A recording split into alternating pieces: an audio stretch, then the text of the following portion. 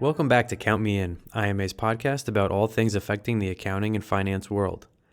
In the past, we have included some IMA-focused bonus episodes where we spoke to IMA staff members or IMA volunteers and young professionals. Today's bonus episode is very interesting because we are going to share a conversation held with Kelly Paxton, a certified fraud examiner and pink-collar crime expert. She spoke with IMA's manager of brand content and storytelling, Margaret Michaels. Kelly presented on pink-collar crime at IMA's 2019 annual conference and expo in San Diego, and she was nice enough to sit with Margaret after her presentation to share some additional insights. As we approach our 2020 annual conference, we thought it would be a great opportunity to share some valuable perspectives like Kelly's and make sure you look out for this year's speakers and topics. Let's head over to the conversation now.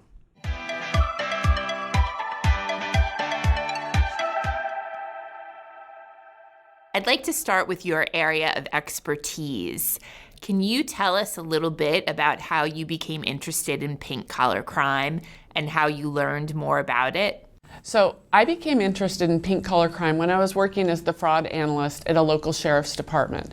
Prior to that, my original career was in finance, and I became a customs special agent. So I was used to arresting bad guys, money launderers, drug dealers. But then when I go to a local sheriff's office and I'm doing primarily embezzlement type cases, all my suspects are women. And I came across the term pink-collar crime. And I just started researching it. And it fascinated me because we were arresting women that looked like you and me. They were nice women. I had a detective one day she arrested a woman who stole hundreds of thousands of dollars from her child's school where she worked at. And the detective said it was the hardest day of her career. It was this nice woman. She was crying. She was devastated. She had, no criminal history, nothing. She made a bad decision and it just spiraled out of control. So I was fascinated because we think of criminals as bad guys. We don't think of them as the people that live in our neighborhoods. And that's what I was seeing in embezzlement cases. This is so interesting. Can you explain to us what is the difference between pink-collar and white-collar crime? So white-collar crime came in 1939 by Edwin Sutherland. It is a crime committed by a person of high social status in the course of his occupation, and it was his occupation. So it took another 50 years for pink-collar crime to come out, which is petty amounts stolen by lower-level workers in the workplace, primarily women, because women are in those positions. So what I say, a huge part of the difference between pink and white collar crime is it's position, not gender. So white collar crime is generally considered to be fraud, which is Ponzi schemes, financial statement fraud, and corruption.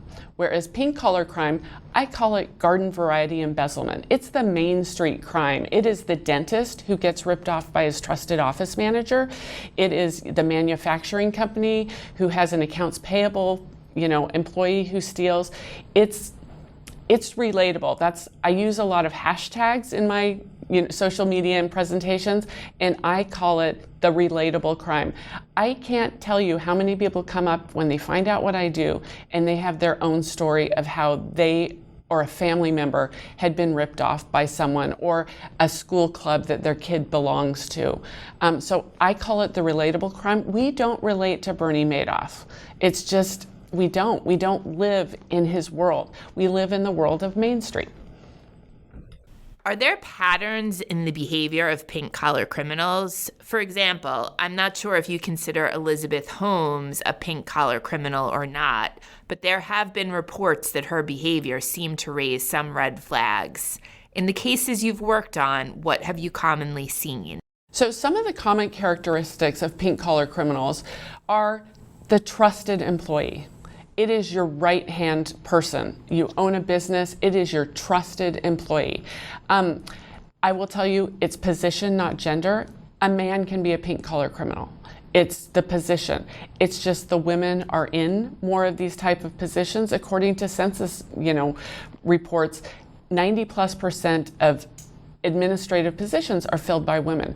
And that's where the cash is in a business. It's in accounts payable, it's in accounts receivable, bookkeepers, receptionists, office managers.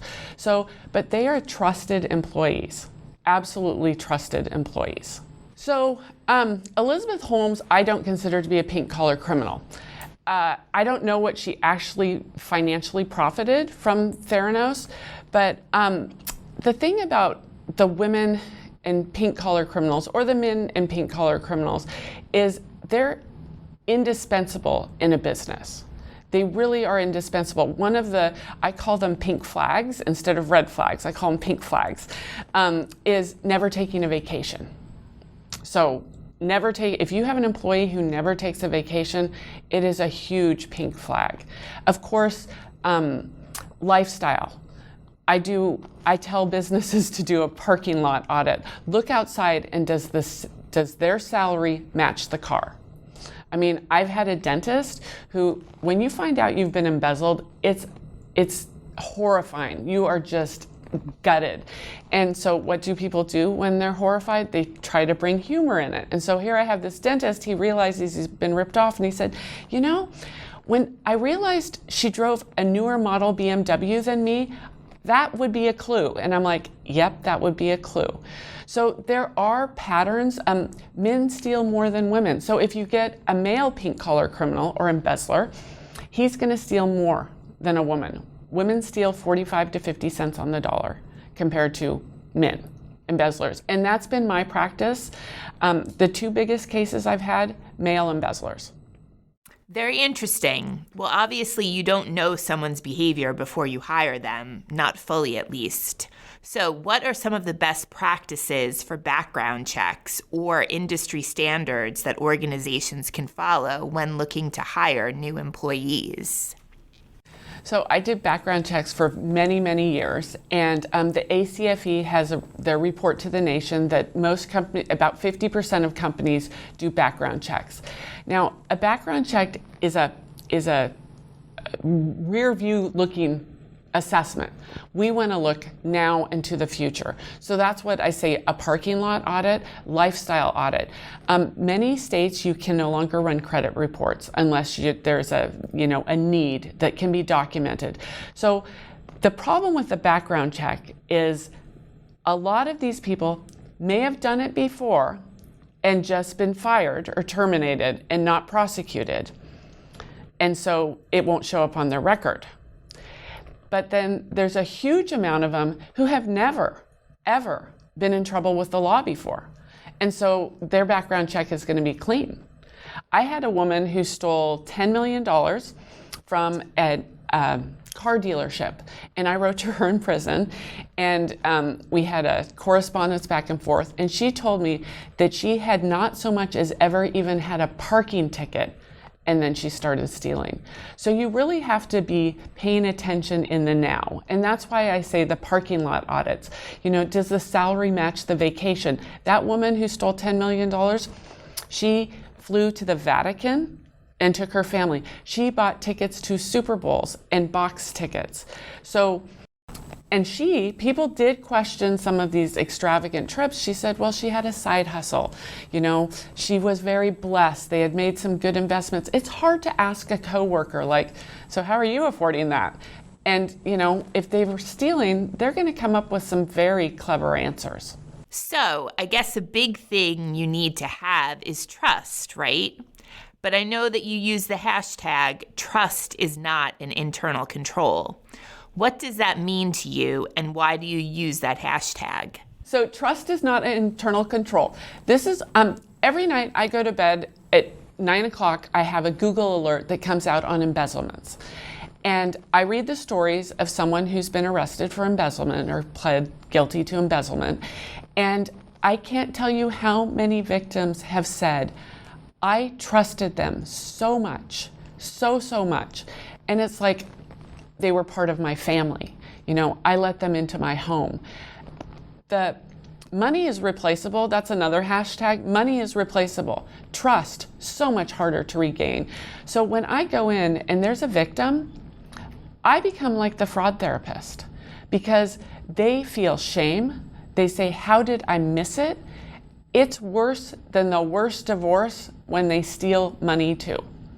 So these are likable people. You keep them around because you like them, and they do good work. They're doing really good work because they're getting more than one paycheck.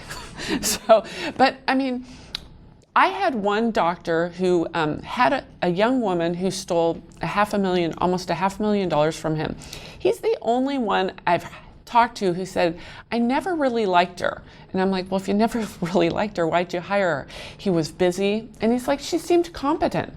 And actually, she only stole $450, he thought. She left the business. He got his Visa card statement, and he saw that she had shopped at like Staples and somewhere else. And he thought she stole $450. So he called the local sheriff's office. They wrote a report, and then he started digging. And we started digging, and it was almost $500,000. So he's the only one who said, I never really liked her. But he said, I never really liked her, so I didn't let her sign checks.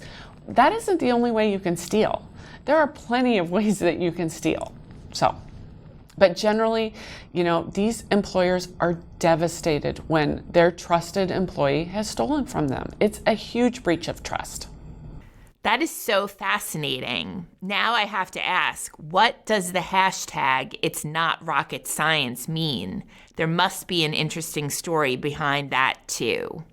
So I use the hashtag "It's Not Rocket Science," and the reason I use it is I'm not a CPA. I'm not smart enough to pass that test. But the way that this theft, embezzlement happens is very basic. Primarily, it is the money is here in the business and it goes here to the suspect's bank account. It doesn't go to Panama. It doesn't go to Liechtenstein. It's very basic. It's paper intensive. There's notebooks. We have lots and lots of notebooks. It's very paper intensive. They steal checks. They steal cash.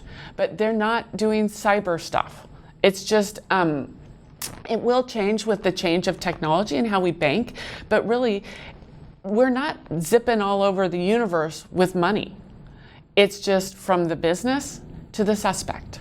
And that's why I say it's not rocket science, because I'm not a CPA. And most cops don't become cops to play with pivot tables. I mean, I love pivot tables, and a pivot table will say a lot, but you're just having to trace the money, and the money doesn't go very far. So that's why. IMA's annual conference and expo for 2020 is in Atlanta, Georgia from June 21st through June 24th. For more information, please visit imaconference.org.